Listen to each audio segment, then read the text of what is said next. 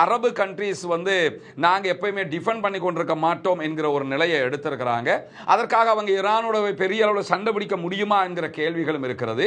ஏன்னா இஸ்ரேல் இத்தனை 2 வருஷமாக காசாவை தாக்கும் போது காசாவுக்கு ஆதரவாக இஸ்ரேலுக்கு எதிராக வாய் திறக்காதவர்கள், இஸ்ரேலுக்கு எதிராக சண்டையில் களமிறங்காதவங்க, இவ்வளவு பெரிய யுத்தத்தில் இதுவரைக்கும் இஸ்ரேலும் அமெரிக்காவும் ஈரானை தாக்கி கொண்டிருக்கிறது.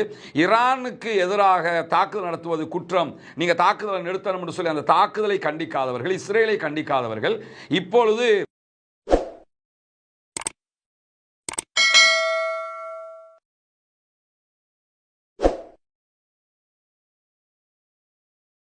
அன்பிற்கினிய சகோதர சகோதரிகளை நம் அனைவர் மீதும் ஏக இறைவனுடைய அமைதியும் கருணையும் உண்டாகட்டுமாக என்கிற உயரிய பிரார்த்தனைகளோடு தொடர்ச்சியாக ஈரான் இஸ்ரேலிய அமெரிக்க யுத்தம் என்பது உச்சகட்டமான ஒரு வாராக மாறி இருக்கிறது. உலகம் முழுவதுமே ஸ்தம்பித்து நிற்கக்கூடிய அளவுக்கு எண்ணெய் ஏற்றுமதியில மிகப்பெரியதொரு தடங்களாக இந்த யுத்தம் மாறியிருக்கு. இந்த யுத்தத்தில் இதுவரைக்கும் அமெரிக்கா தன்னுடைய வெற்றியை அறிவித்துக் கொள்ள முடியாத நிலையில் இருக்கிறது.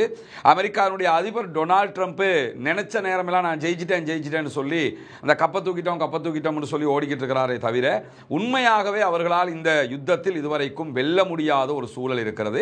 ஈரானுடைய பல முக்கியமான தலைவர்கள் கொல்லப்பட்டாலும் ஈரானுடைய ஆட்சி பீடம் என்பதும் ஈரானுடைய அரசியல் கட்டமைப்பையும் அவர்களால் கீழே வீழ்த்த முடியாத ஒரு சூழல் இருக்கிறது. அது அப்படியே ஸ்டேபிளாக இருக்கக்கூடிய நிலையில தான் இன்னும் அந்த யுத்தம் தொடர்ந்து வருகிறது. இதற்கிடையில் அமெரிக்காவுக்கு இதுவரைக்கும் இந்த யுத்தத்திலே 11 பில்லியன் அமெரிக்க டாலர்கள் செலவாகி இருக்கிறது என்றும் கிட்டத்தட்ட 200 பில்லியன் அமெரிக்க டாலர்கள் இதிலே செலவு ஏற்படக்கூடும் என்றும் அமெரிக்கா அறிவித்திருக்கிறது.